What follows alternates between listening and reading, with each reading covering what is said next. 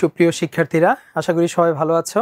তো আমরা তোমাদের চতুর্থ এক্সপেরিয়েন্সের আজকে দ্বিতীয় ক্লাসটি শুরু করছি। তো দ্বিতীয় ক্লাসটি আমরা শুরু করছি তোমাদের বইয়ের পৃষ্ঠা নাম্বার, তোমরা চলে যাও 48, টোনস ইন স্টেটমেন্টস। এর আগের ক্লাসে আমরা এই এক্সপেরিয়েন্সের কিছু গুরুত্বপূর্ণ ভোকাবুলারি আমরা শিখেছিলাম। আশা করি তোমরা সবাই সেগুলো শিখেছো এবং সেই অনুযায়ী হোমওয়ার্কটাও তোমরা ভালোভাবে করে জমা দিয়েছো, এটা আমার দৃঢ় বিশ্বাস। তো টোনস ইন স্টেটমেন্টস এই চ্যাপ্টারটি আমরা আজকে শুরু করব। চলো আমরা আমাদের লেসনে চলে যাই। প্রথমেই হচ্ছে টোনস ইন স্টেটমেন্টস, এটার অর্থটা কি? বিবৃতিতে টোন বা স্বরভঙ্গি। টোন বা স্বরভঙ্গি, তো আমরা টোনটাও আমরা বলি আমাদের বাংলা ভাষার মধ্যে টোন শব্দটা ইংরেজি শব্দটাই আমাদের প্রবেশ করে গিয়েছে এবং এটাকে আমরা ব্যবহার করি, কিন্তু এটা আমরা যদি এক্স্যাক্ট বাংলা করি তাহলে সেটা হচ্ছে স্বরভঙ্গি। তাহলে স্বরভঙ্গিটা কি? আমরা কিন্তু প্রায় বলি তুমি এই টোনে কেন কথা বললে, তোমার টোনটা অ্যাগ্রেসিভ ছিল, তাই না? আমরা এই ধরনের কথা বলি। তো এই চ্যাপ্টারে আমরা মূলত বিভিন্ন ধরনের টোন নিয়ে আলোচনা পাবো এবং সেই টোনগুলো মূলত লেখার মধ্যে যে টোন সেটা আমাদেরকে বুঝতে সুবিধা হবে, আমাদেরকে বুঝতে সাহায্য করবে। তাহলে টোনস ইন স্টেটমেন্টস এর অর্থ হচ্ছে বিবৃতিতে টোন বা বিবৃতিতে স্বরভঙ্গি বা লেখার স্বরভঙ্গি। লেখার মধ্যে একটা স্বরভঙ্গি থাকে সেটা।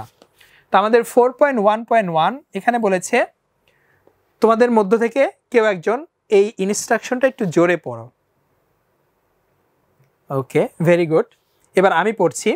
Read the following statements and choose one answer from the alternatives that match your feelings or emotions. Then explain why you think so. Finally, share your responses with the class. তাহলে এটা বাংলা করলে দাঁড়ায় কি? তোমাদের মধ্যে থেকে একজন বাংলাটি পড়ো। ওকে, থ্যাংক ইউ। এবার আমি পড়ছি।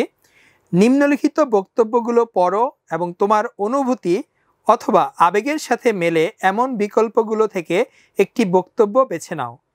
কেন তুমি এমনটি ভাবছো তা ব্যাখ্যা করো। অবশেষে ক্লাসের সাথে তোমার মন্তব্যগুলো শেয়ার করো। তাহলে এখান থেকে আমরা কয়েকটা বাংলা শব্দ আমরা একটু শিখে নেই। যেমন অল্টারনেটিভ। অল্টারনেটিভ শব্দটির আমাদের অর্থ হচ্ছে তোমার বিকল্প। অল্টারনেটিভ শব্দটির অর্থ হচ্ছে বিকল্প। যেহেতু এখানে একটা এস যুক্ত আছে, প্লুরাল করা হয়েছে, তাই এর অর্থ হচ্ছে বিকল্পগুলি বা বিকল্পগুলো, যেটাই বলো। আরেকটি শব্দ আমি তোমাদের বলতে চাই, সেটা হচ্ছে ফিলিং। ফিলিং মানে আবেগ, অনুভূতি। ফিলিং মানে অনুভূতি, আর ইমোশন অর্থ হচ্ছে আবেগ। তাহলে অনুভূতি অথবা আবেগ এটা বোঝানো হচ্ছে। তারপরে আছে রেসপন্স। রেসপন্স মানে কি? আমাদের প্রতিক্রিয়া। এরপরে এক্সপ্লেইন মানে ব্যাখ্যা করা, আর স্টেটমেন্ট মানে বিবৃতি। তো এই শব্দগুলো আমরা শিখে নিলাম আমাদের বোঝার স্বার্থে। তাহলে নিম্নলিখিত বিবৃতিগুলো পড়তে বলেছে এবং আমাদের অনুভূতি বা আবেগগুলো প্রকাশ করতে বলেছে। আমাদের তারপরে পৃষ্ঠায় তোমরা যাবে 4.2.1, এরপর আমরা যাব 4.2.1। 4.2.1-এ আমাদের যা বলেছে সেটি হচ্ছে now read the following statements in column 1 and in pairs or groups match them with their tones. How you feel আমরা 4.2.1-এর আগে আমরা 4.1.1-এর প্রশ্নগুলো আমরা একটু দেখে নিই, ওইটা আমরা একটু পরে আসছি। তো why did the math book look sad? তোমাদের 4.1.1-এর প্রথম প্রশ্নটি হচ্ছে why did the math book look sad? Because it had too many problems. Do the sentences make you sad, happy, excited or humorous? Why do you think so? Math বইটাকে একটু দুঃখিত মনে হয়, একটু বিষণ্ণ মনে হয়। তোমার কাছে কেন মনে হয় এটা যে একটু বিষণ্ণ? কারণ এটার মধ্যে অনেক প্রবলেম আছে, অনেক কিছু আমাদের সমস্যার সমাধান করতে হয়, এজন্য মনে হয়। Do the sentences make you sad, তোমাকেও কি এই সেন্টেন্সগুলো তোমাকে দুঃখিত করছে, বিষণ্ণ করছে, নাকি আনন্দিত করছে, নাকি তোমাকে একটু উত্তেজিত করছে বা তোমাকে একটু হাস্য রসের সৃষ্টি করছে? Why do you think so, যেটাই করে তুমি এটা কেন মনে করছো। তারপরে বলছে earth is mainly covered by water, পৃথিবীটা মূলত পানি দ্বারা আবৃত। About 70% of the planet surface is ocean, আমাদের পৃথিবীর প্রায় 70% উপরিভাগটা হচ্ছে সমুদ্র। Do the statements make you sad, happy, curious, humorous or give you information, নাকি তোমাকে কোনো তথ্য দিচ্ছে। তাহলে কিউরিয়াস এই শব্দটি তোমাদের হয়তো জানতে ইচ্ছে করবে। কিউরিয়াস শব্দটি অর্থ হচ্ছে কৌতূহলী। কিউরিয়াস শব্দটি অর্থ হচ্ছে কৌতূহলী। The capital of Greece is Athens and it is known for its rich history and cultural heritage. তাহলে গ্রিস একটি দেশের নাম, ইউরোপের একটি দেশ, এর রাজধানীর নাম হচ্ছে এথেন্স। গ্রিস এই দেশটির রাজধানীর নাম হচ্ছে Athens and it is known for its rich history and cultural heritage. Rich history মানে খুব উন্নত, তাদের খুব সমৃদ্ধ একটি ইতিহাস রয়েছে এবং তাদের খুব সাংস্কৃতিক ঐতিহ্য রয়েছে, কালচারাল হেরিটেজ। তো do this statements give you any information or make you curious, smile or happy, why do you think so, এটা তুমি কেন মনে করো। তাহলে এই প্রশ্নগুলোর আমরা এখন উত্তরগুলো দেখে নেই যে উত্তর কেমন হতে পারে। ফার্স্ট কোয়েশ্চেন, এটা হচ্ছে why did the math book look sad, এটার উত্তরটা আমরা একটু দেখি। এটার সম্ভাব্য উত্তরটা আমরা এভাবে দিতে পারি, the sentences make me sad, I think so because they convey a feeling of gloom caused by the difficulty of mathematical problems. এটার বাংলা করলে আমাদের দাঁড়ায়, বাক্যগুলো আমাকে দুঃখ দেয়, আমি তাই মনে করি, কারণ তারা গাণিতিক সমস্যার অসুবিধার কারণে সৃষ্ট হতাশার অনুভূতি প্রকাশ করে। আমরা অনেক সময় ম্যাথ না পারলে আমাদের মনে একটা হতাশার জন্ম হয়, সেজন্য আমাদের মনটা একটু খারাপ হয়ে যায়। এরপর আমরা দ্বিতীয় প্রশ্নটির উত্তর দেখব। দ্বিতীয় প্রশ্নটি হচ্ছে আমাদের earth is mainly covered by water, এই প্রশ্নটি ছিল। তো এটার উত্তর আমরা এইভাবে দিতে পারি, the statements give me information, এই বিবৃতি আমাদেরকে তথ্য দেয়। ইনফরমেশন মানে হচ্ছে তথ্য, এই বিবৃতিটি আমাদের তথ্য দেয়। I think so since they are neutral and do not convey any particular feelings or emotions, they are rather providing some basic information. তাহলে এটার বাংলা করলে দাঁড়ায়, বিবৃতি আমাকে তথ্য দেয়, আমি তাই মনে করি, যেহেতু তারা নিরপেক্ষ এবং কোনো বিশেষ অনুভূতি বা আবেগ প্রকাশ করে না, তারা বরং কিছু মৌলিক তথ্য প্রদান করছে। এখান থেকে আমরা কিছু মৌলিক বেসিক ইনফরমেশন, মৌলিক তথ্য পাই, যেমন 70% অফ দ্য আর্থ, এটার উপরিভাগ হচ্ছে আমাদের পানি, এটা আমাদের একটা মৌলিক তথ্য এবং এটা খুব প্রমাণিত একটি তথ্য। তাহলে এই বিবৃতি আমাদেরকে কি দেয়? তথ্য দেয়। নেক্সট অ্যান্ড লাস্ট কোয়েশ্চেন, সেটা হচ্ছে the capital of Greece is Athens. একটু আগে আমরা পড়েছি গ্রিস দেশটির রাজধানীর নাম হচ্ছে Athens and it is known for its rich history and cultural heritage. এই প্রশ্নটির উত্তর, আমাদের সম্ভাব্য প্রশ্নের উত্তরটি হবে this statements make me curious, এই বিবৃতি আমাকে কৌতূহলী করে তোলে। কৌতূহলী, কিউরিয়াস শব্দটির অর্থ হচ্ছে কৌতূহলী। I think so because the feeling or sense they offer makes me eager to know more about Greece. এখানকার যে অনুভূতি আছে, এখানকার যে তোমার সেন্স আছে, এটা আমাকে গ্রিস সম্পর্কে আরও বেশি জানতে কৌতূহলী করে তোলে। তাহলে আমরা বাংলাটা দেখে নেই। এই বিবৃতি আমাকে কৌতূহলী করে, আমি তাই মনে করি, কারণ তারা যে অনুভূতি বা আবেগ দেয় তা আমাকে গ্রিস সম্পর্কে আরও জানতে আগ্রহী করে তোলে। তাহলে এই ছিল আমাদের 4.1.1। আশা করি তোমরা এই প্রশ্নগুলোর উত্তর বুঝতে পেরেছো এবং এভাবেই তোমরা ইনশাল্লাহ শিখবে। এখন আমরা যাব 4.2.1। এখানে আমাদের দেওয়া আছে, নাও read the following statements in column 1 and in pairs or groups match them with their tones.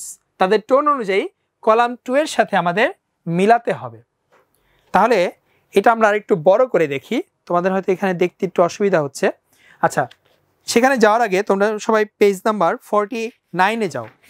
49-এর উপর দিকে এরকম একটি টেবল তোমরা দেখতে পাবে, কলাম 1 এবং কলাম 2-এ বিভক্ত। এখানকার শব্দগুলো, ডান পাশে যে শব্দগুলো দেয়া আছে 5টি শব্দ, এই 5টি শব্দের অর্থগুলো আমরা আগে জেনে নিব, কারণ এটা আমাদের খুব হেল্প করবে এই ম্যাচিং করার ক্ষেত্রে। তাহলে আমরা এটা একটু বড় করে দেখি। প্রথম শব্দটি হচ্ছে কিউরিয়াস। কিউরিয়াস শব্দটির অর্থ হচ্ছে, আমরা একটু আগেই শিখেছি, কৌতূহলী। তারপর আছে রিফ্লেকটিভ। এখানে রিফ্লেকটিভ অর্থ হচ্ছে চিন্তামূলক, কিন্তু রিফ্লেকটিভের আরেকটি অর্থ হচ্ছে প্রতিফলিত, কিন্তু এখানে এটা ব্যবহার হয়েছে চিন্তামূলক এই অর্থে। তারপরে আছে পারসুয়াসিভ। পারসুয়াসিভ মানে প্ররোচিত, আর ভার বিষয় ব্যবহার হলে প্ররোচিত করা, অর্থাৎ কাউকে কোনো বিষয়ে আগ্রহী করে তোলা, সেই কাজটি করার জন্য, সেটাই হচ্ছে প্ররোচিত। এরপর আছে ডেসক্রিপটিভ মানে বর্ণনামূলক। এটা আমরা মোটামুটি সবাই জানি আশা করি, ডেসক্রিপটিভ মানে বর্ণনামূলক। এরপরে শব্দটি আছে ইন্সপাইরেশনাল। ইন্সপাইরেশনাল মানে কি, একটু অনুপ্রেরণামূলক, যা আমাদেরকে কোনো কিছু করতে আগ্রহী করে তোলে, খুব অনুপ্রেরণা দেয়, করতে আমাদেরকে একটু তাগিদ দেয়, যেটা করতে হবে, এটা করলে ভালো হবে। তাহলে এর অর্থ হচ্ছে অনুপ্রেরণামূলক। তাহলে 5টি শব্দ আমরা এক নজরে আরেকবার পড়ে নেই। প্রথম শব্দটি হচ্ছে আমাদের কিউরিয়াস, এর অর্থ হচ্ছে কৌতূহলী। তারপর হচ্ছে রিফ্লেকটিভ, এর অর্থ হচ্ছে চিন্তামূলক। পারসুয়েসিভ প্ররোচিত, ডেসক্রিপটিভ বর্ণনামূলক, ইন্সপাইরেশনাল অনুপ্রেরণামূলক। এখন আমি আশা করি তোমরা এই অর্থগুলো ধরতে তোমাদের অনেক সুবিধা হবে।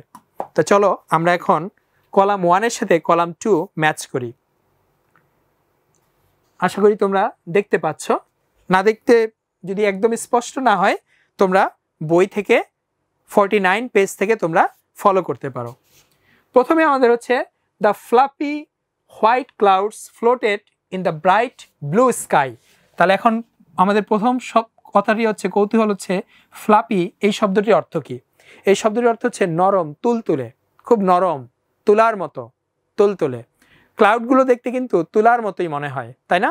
তোমরা যদি একটু ভালোভাবে পর্যবেক্ষণ করো, আকাশের মেঘগুলোকে যখন বৃষ্টি হওয়ার আরও আগে, কয়েকদিন আগে একটু সাদা সাদা লাগে, তখন মনে হয় সাদা তুলো ভেসে বেড়াচ্ছে আকাশ দিয়ে, নরম তুলতুলে তুলো ভেসে বেড়াচ্ছে। The fluffy white clouds floated in the bright blue sky. উজ্জ্বল নীল আকাশে সাদা মেঘগুলো তুলোর মতো উড়ে বেড়াচ্ছে।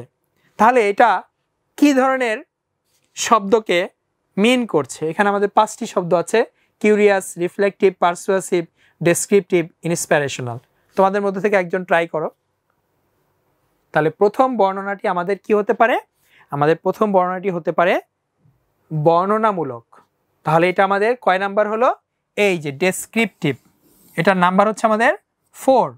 তাহলে এটা হচ্ছে আমাদের 4 নাম্বারের সাথে মেলে, অর্থাৎ বর্ণনামূলক। এটা আমাদের 4 নাম্বার বর্ণনামূলক। এই শব্দটির সাথে এই লাইনটি যায়, ডেসক্রিপটিভ বর্ণনামূলক। এরপরে সেন্টেন্সটি আছে, every mistake is an opportunity to learn and grow. Every mistake অর্থ হচ্ছে প্রত্যেকটি ভুল বা প্রত্যেক ভুল আমাদেরকে শিখতে এবং বেড়ে উঠতে একটা সুযোগ দেয়। Every mistake is an opportunity to learn and grow.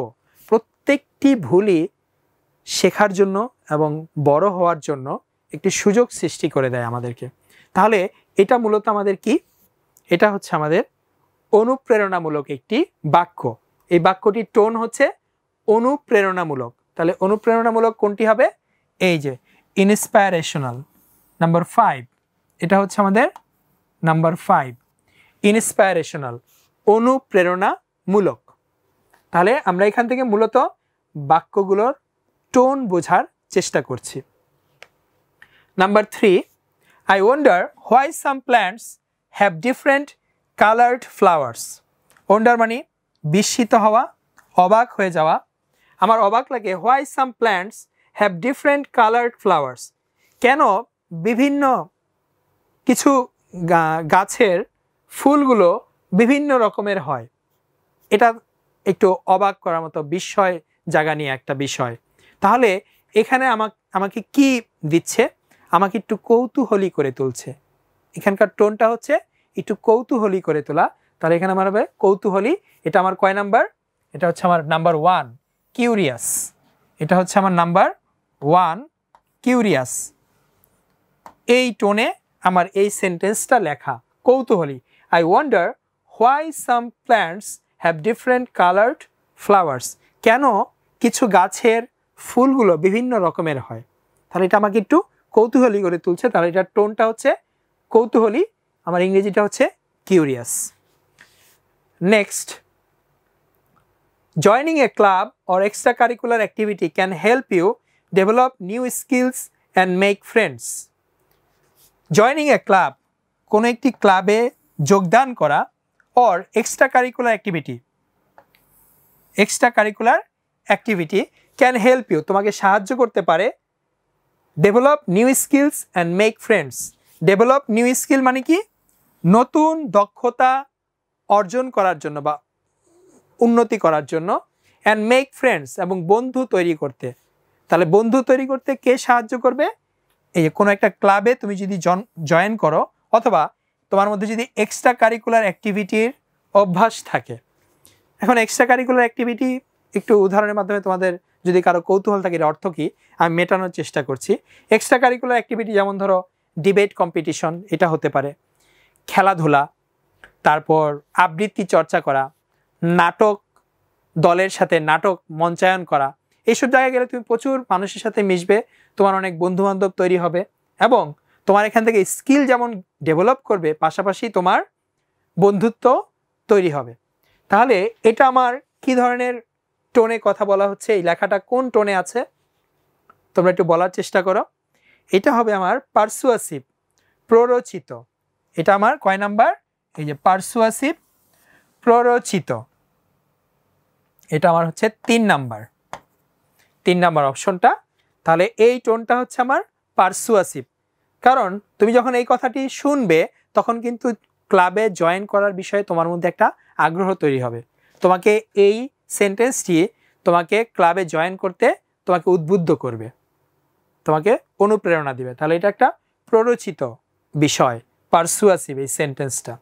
Last one, when I think about my favorite hobby, it brings me joy and helps me relax. When I think, এখানে এই শব্দটি খুব গুরুত্বপূর্ণ, সেটা হচ্ছে think, চিন্তা করা।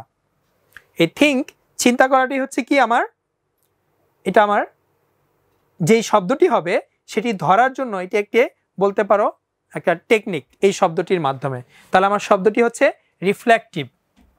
আমরা শিখেছিলাম রিফ্লেক্টিভ মানে চিন্তামূলক। খেয়াল করে দেখো, রিফ্লেক্টিভ মানে কি শিখেছিলাম? চিন্তামূলক। তাহলে এই যে থিঙ্ক, চিন্তা, এই শব্দটি এখানে আছে। তাহলে এই টোনটি আমার ধরা একটু সহজ হয়ে গেল। আর তাছাড়া যেহেতু আমরা 4টা ধরতে পেরেছি, তাহলে লাস্ট ওয়ান থাকে রিফ্লেক্টিভ, সেটাই এখানে হবে। কিন্তু তোমরা যদি টেক্সটের ভিতরে যাও, এই ধরনের তো কোনো সিরিয়াল থাকবে না। তাহলে তুমি কোনো বাক্যের যদি টোন ধরতে বলে আর সেখানে যদি এরকম থাকে I think, you think, she thinks, they think, we think, এরকম যদি থাকে থিঙ্কের বিষয়টা, এই শব্দটি যদি থাকে, তাহলে তুমি সহজেই ধরতে পারবে এটা হচ্ছে রিফ্লেক্টিভ টোন, অর্থাৎ চিন্তামূলক। when I think about my favorite hobby, যখন আমি আমার প্রিয় শখের কথা চিন্তা করি, it brings me joy, এটা আমাকে আনন্দ এনে দেয়, and helps me relax, এবং আমাকে একটু রিল্যাক্স হতে সাহায্য করে। তাহলে এটা কি আমার রিফ্লেক্টিভ, অর্থাৎ এই 2 নাম্বারটি, এটি আমার হবে রিফ্লেক্টিভ। এটা আমার হচ্ছে নাম্বার 2, চিন্তামূলক, রিফ্লেক্টিভ। তো আশা করি তোমরা সবাই এটি বুঝতে পেরেছ, এবং সেই অনুযায়ী তোমরাও বইয়ের মধ্যে থেকে তোমরা খাতায় লিখে নিবে। তোমরা এই সেন্টেন্সটি লিখবে এবং তার পাশে এটা উত্তরটা লিখে নেবে। তো এই কাজের উপর ভিত্তি করে আমি তোমাদেরকে পরবর্তী 4.2.2 এটা আমি তোমাদের হোমওয়ার্ক দিতে চাই। হোমওয়ার্কটি কি? হোমওয়ার্কটি হচ্ছে এখানে যে আমাদের 4টি প্রশ্ন আছে, এই 4টি প্রশ্নের উত্তর তোমরা 4.2.1 থেকে তোমরা তৈরি করবে। 4.2.1 আমি আশা করি তোমাদেরকে বুঝাতে পেরেছি। তোমরা ওটা যদি আরেকটু ভালোভাবে স্টাডি করো, আমি যেভাবে বুঝালাম সেই অনুযায়ী যদি একটু স্টাডি করো, তাহলে তোমরা এই 4টি প্রশ্নের উত্তর লিখতে পারবে। আমি তোমাদেরকে এখন এই 4টি প্রশ্ন খুব ভালোভাবে বুঝিয়ে দেওয়ার চেষ্টা করছি। এটা হচ্ছে বাংলা, তারপর আমরা এক বাই এক বাংলাগুলো দেখে নেই। Every statement has its own tone, do you agree? If yes, why? প্রতিটি বক্তব্যের নিজস্ব টোন আছে। তুমি একমত? তুমি কি একমত? যদি হ্যাঁ হয় তাহলে কেন? তুমি যদি একমত হও, কেন একমত হলে সেটি লিখবে। আশা করি ওই 4.2.1 তোমরা যদি আরেকটু ভালোভাবে স্টাডি করো এই প্রশ্নটির উত্তর দিতে পারবে। Next question, do you think authors convey their own moods or feelings through their writings? Explain your answer with an example. তুমি কি মনে করো লেখকরা তাদের নিজস্ব ভাব বা অনুভূতি প্রকাশ করেন? একটি উদাহরণ দিয়ে তোমার উত্তর ব্যাখ্যা করো। আশা করি এটাও বুঝতে পারলে। এরপরেরটি, while doing the activity, how do you identify the writer's mood or feelings in the statements? তুমি কি মনে করো লেখকরা তাদের নিজস্ব ভাব বা অনুভূতি প্রকাশ করেন? একটি উদাহরণ দিয়ে তোমার উত্তর ব্যাখ্যা করো। তারপরের প্রশ্নটির বাংলা হচ্ছে, have you ever experienced the tone of the writer while reading any text or literary work? If yes, describe with an example how you know the writer's tone. তুমি কি কখনো কোনো পাঠ্য বা সাহিত্যকর্ম পড়ার সময় লেখকের টোন লক্ষ্য করেছো? যদি করে থাকো তাহলে তা তুমি কিভাবে লেখকের টোন জানতে পেরেছো তা একটি উদাহরণ সহ বর্ণনা করো। তাহলে আমি আশা করি তোমরা সবাই বাসায় এই 4টি প্রশ্ন খুব ভালোভাবে দেখবে এবং সেই অনুযায়ী চেষ্টা করবে প্রশ্নগুলোর উত্তর দেওয়ার জন্য, এবং পরবর্তী ক্লাসে তুমি দেখাবে। পরবর্তী ক্লাসে আমিও তোমাদেরকে এগুলোর সম্ভাব্য উত্তরগুলো দেখানোর চেষ্টা করব। সে পর্যন্ত সবাই ভালো থাকবে।